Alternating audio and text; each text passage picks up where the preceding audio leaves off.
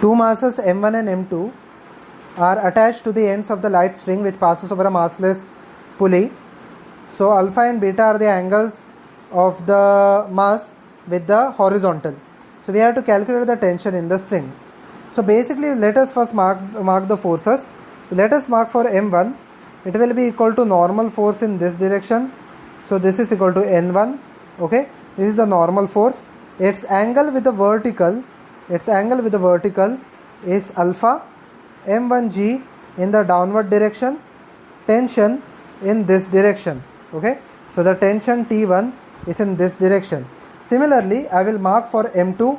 The normal force will be in this direction, mg in the downward direction, the tension in this direction. Okay, so now let us resolve the forces. That is, we have to resolve the forces in the direction of the acceleration. Let us assume the m1 goes upwards with the acceleration a, so it will be equal to m1a, and similarly m2g, that is m2g goes in the downward direction, so it is equal to m2a in this direction.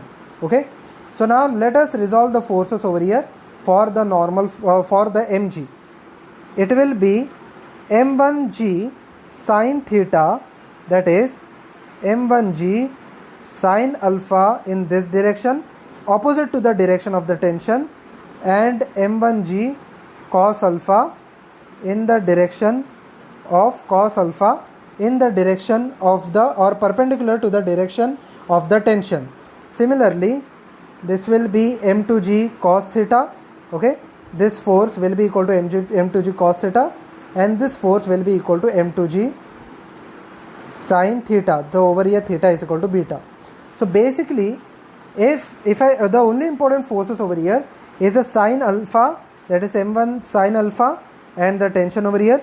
Now since the body is going upwards, that is m1 is going upwards, T1 minus m1g sine alpha will be equal to m1a, and similarly, since this m2 is going in the downward direction, so m2g sine beta should be greater. So m2g sine beta minus tension will be equal to m2a. The acceleration of both the blocks will remain same. We have to calculate the tension. Okay, we have to calculate the tension. The tension will also remain same. So I can simply write this as T. Okay, instead of writing it as T1, I can simply write it as T. When I add both of them, m2g sine beta minus m1g sine alpha will be equal to, if I add the right hand side, it will be equal to m1 plus m2 into a.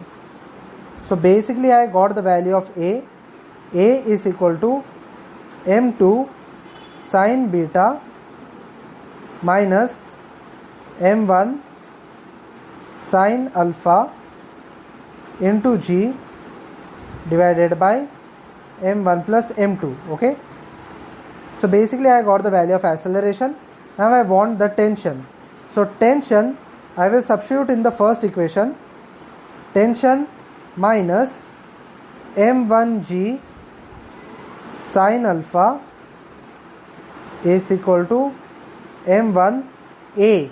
Instead of acceleration, I will substitute m2 sine beta minus m1 sine alpha into g divided by m1 plus m2.